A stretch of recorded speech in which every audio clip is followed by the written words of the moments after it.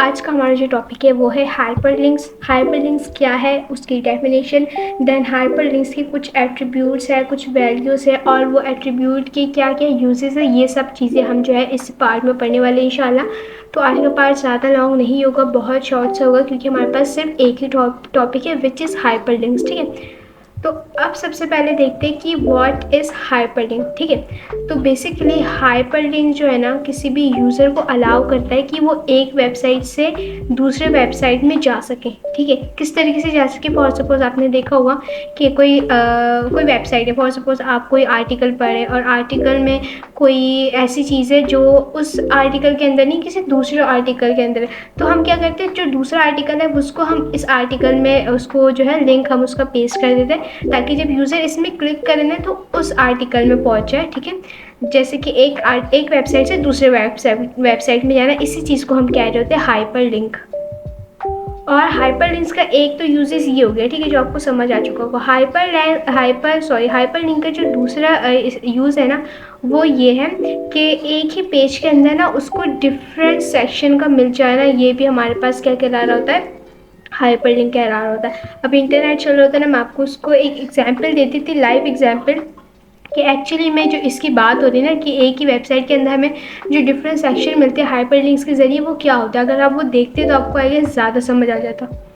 ठीक है, तो इसी के साथ हमारे पास जो है ना हाइपर लिंक हमें हाइपर लिंक हमारे जितने भी जो टैग्स होते हैं ना उसको कन्वर्ट करता है किसमें, किसी भी दूसरे मीडियम में या फिर किसी भी क्लिकेबल ऑब्जेक्ट में, यानी कि किसी ऐसे एक ऑब्जेक्ट में जिसको हम क्लिक करके देख सके। ठीक है, अब ऑब्जेक्ट में हमारे पास ऑब्वियसली टैक्स से चीज़ें आ जाती है, कभी कोई पोस्ट होता है, कभी टैक्स भी होता है, कभी वीडियोज़ होती है, कभी चीज़ें होती है। ठीक है, तो hyper links, I hope so आपको हाइपर लिंक बहुत अच्छी समझ आ चुका होगा।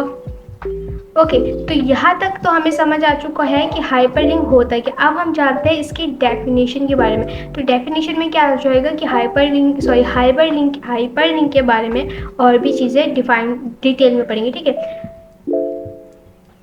ओके, तो HTML के अंदर हाइपरलिंक हम जिस चीज़ से डिफाइन कर रहे होते हैं ना वो ये होता है। ठीक है, यानी कि इसको हम क्या पढ़ेंगे, फिलहाल हम इसको पढ़ लेते हैं ए टैग। ठीक है, ए टैग और इसके href एट्रीब्यूट के ज़रिए हम जो है हाइपरलिंक को क्या कर रहे होते हैं, डिफाइन कर रहे होते हैं, लेकिन सिर्फ HTML के अंदर ही। अगर कोई और वो हुआ हमारे पास लैंग्वेज तो चांसेस के, तो अगर कोई और लैंग्वेजेस होती ना तो उसमें हम इसका इस्तेमाल नहीं कर रहे होते, हम दूसरे उससे टैग के ज़रिए हम उसको डिफाइन कर रहे होते। ठीक है, अच्छा, अब आपके जहन में सवाल आ रहा होगा कि चलो ये तो समझ आ गया कि हम HTML को हाइपरलिंक को ना इस टैग से डिफाइन करते हैं। ठीक है, लेकिन ये अब href क्या है। ठीक है, href हमारे पास एक ऐसा रेफरेंस होता है जो हमारे एक ही वेब पेज के होते हुए, यानी कि एक वेब पेज के अंदर ही हमें डिफरेंट जो है ना सेक्शन की तरफ ले जाए या फिर जो है ना डिफरेंट पेजेस के अंदर ले जाए। ठीक है, इस चीज़ को हम कह रहे थे href। अच्छा, आप href की एग्जाम्पल मैं आपको इस तरीके से दे सकती हूँ, जैसे मिसाल के तौर पे हमारे पास एक सोशल मीडिया प्लेटफॉर्म है, फॉर सपोज वो फेसबुक है। ठीक है, तो फेसबुक के अंदर हमारे पास आपने देखिए कुछ डिफरेंट सेक्शंस होते हैं ना, कहीं पर हम रील अपलोड कर रहे होते हैं, कहीं पर पोस्ट, कहीं पर पिक्चर्स, कहीं पर मैसेज कर रहे होते हैं। तो इस किस्म का हमारे पास डिफरेंट सेक्शन होते हैं एक ही उसके अंदर ना, ऐप के अंदर। इसी किस्म का हमारे पास वेबसाइट के अंदर ही होता है कि वेबसाइट पे ही हमारे पास बहुत सारे सेक्शन आ रहे होते हैं। जैसे अगर आपने कोई ऐसा वेबसाइट खोला, कोई शॉपिंग वेबसाइट है फॉर सपोज, तो उसके अंदर आपके पास और भी चीज़ें आ रही होंगी, यानी कि एक सेक्शन में उनका एड्रेस आ जाएगा, एक सेक्शन में उनके बारे में आ जाएगा, एक सेक्शन में उनकी सर्विसेज आ जाएगी। ठीक है, ये एक वेबसाइट की बात करें। जिस तरीके से ऐप में हमारे पास एक ऐप के अंदर डिफरेंट सेक्शंस होते हैं, इसी तरीके से वेब के अंदर भी हमारे पास बहुत सारे डिफरेंट सेक्शंस हो रहे होते हैं और उस सेक्शन को हम किसके ज़रिए डिफाइन करते हैं, href के ज़रिए। ठीक है, तो मुझे उम्मीद आपको समझ आ चुका होगा।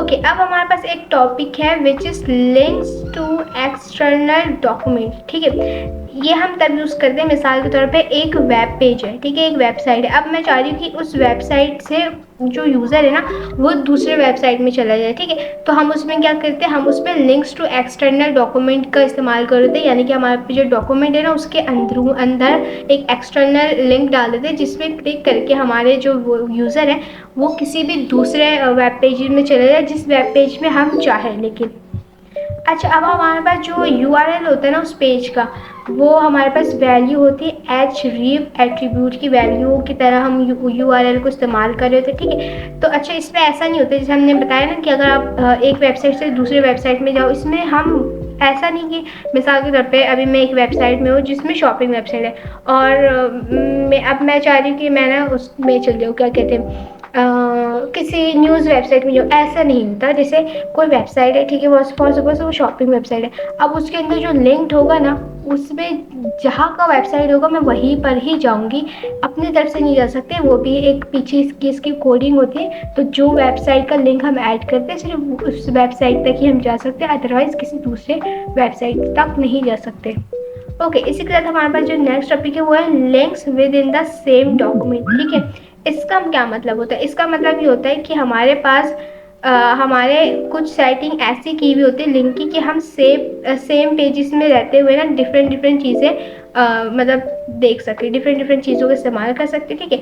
अब इसमें हमारे पास 2 स्टेप्स है इस चीज़ को करने के लिए। अब वो 2 स्टेप कौन से उसको हम थोड़े मज़ीद डिटेल में पढ़ते हैं। ओके, तो इसमें हमारे पास जो सबसे पहली वो चीज़ आ जाती है, यानी कि जो हमारे पास 2 स्टेप्स थे, ठीक है, उन सब पहले स्टेप में आ जाता है यूड आईडी एट्रीब्यूट्स, ठीक है।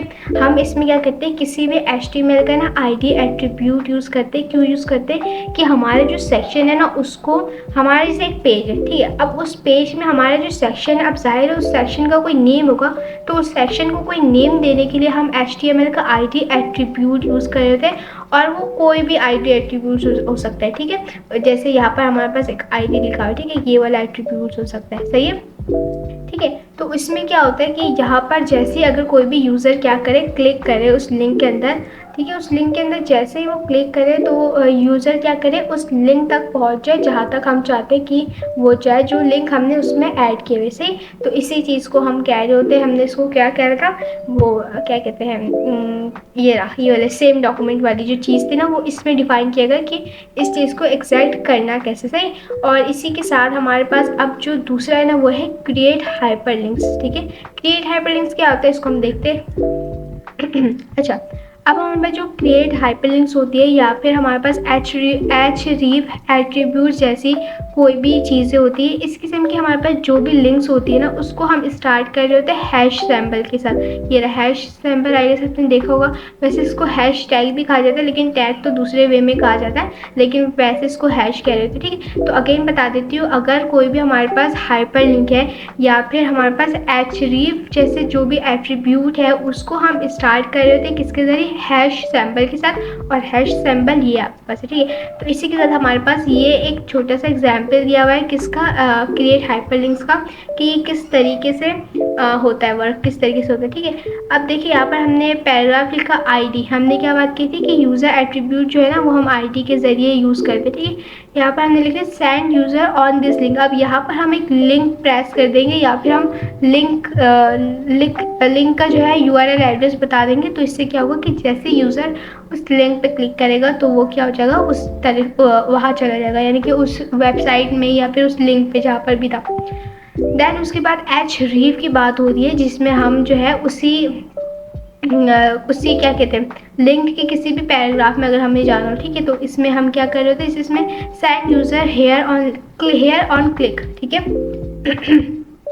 और यहाँ पर हमने क्या लिखा, go to the linked paragraph, कि जहाँ पर हमारा वो लिंक दिया होगा हम उस वेबसाइट में चल जाए, ठीक है। तो मुझे उम्मीद है आपको ये दोनों चीज़ बिल्कुल अच्छी समझ आ चुकी होगी। ओके, इसी के साथ अब हमारे पास कुछ इम्पॉर्टेंट एट्रीब्यूट्स है, कुछ एट्रीब्यूट्स की कुछ वैल्यू है, उसको हम ज़रा पढ़ते हैं। सबसे पहले href की जो वैल्यू है URL है। URL का फुल फॉर्म आपने अगर नहीं पता आपको तो मैंने प्रीवियस पार्ट्स में URL का कई दफ़ा जिक्र किया है, आप वो देख सकते हैं।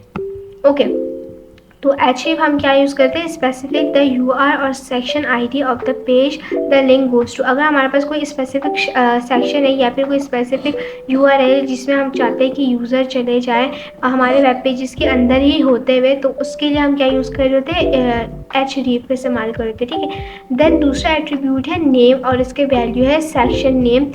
अच्छा, इसमें क्या करना है, specifies the name of any anchor.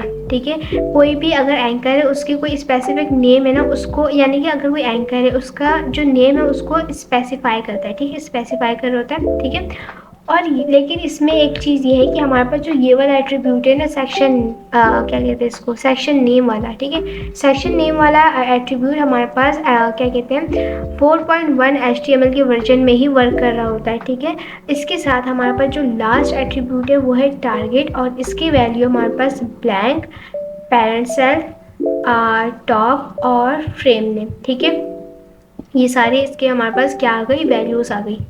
Okay, अब इसकी जो डिस्क्रिप्शन है ना, यानी कि हम इसको यूज़ क्यों करते हैं, specify where to open the link document, यानी कि स्पेसिफाई कर रहा होता है कि अगर हमारे पास कोई डॉक्यूमेंट है तो उसके अंदर जो लिंक है वो किस जगह में ओपन करना है। ठीक है, टारगेट का मतलब ये होता है कि किसी एक चीज़ को टारगेट करना। सही, फॉर सपोज अगर कोई शॉपिंग मॉल है तो ऑब्वियसली उसकी टारगेट ऑडियंस क्या होगी, उसकी टारगेट ऑडियंस होगी फैमिली होगी, किड्स होंगे, फैमिली होगी मोस्टली। ठीक है, फैमिली की टारगेट ऑडियंस होगी।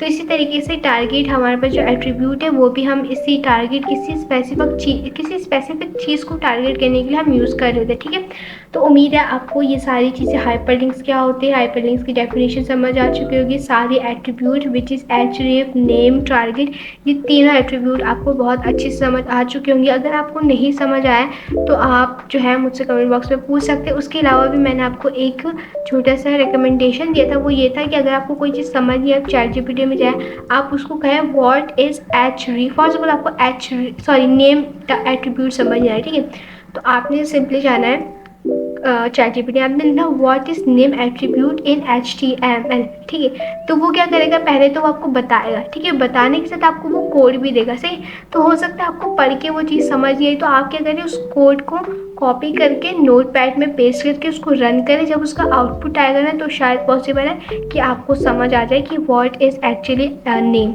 ठीक है, तो यही चीज़ आप सारे उसके साथ कर सकते हैं, यानी कि सारे एट्रीब्यूट के साथ कर सकते हैं, सारे टैग्स के साथ कर सकते हैं। इससे चीज़ आसान हो जाती है। मैं भी यही करती हूँ। तो उम्मीद आपको समझ आ चुका होगा। अल्लाह हाफिज़।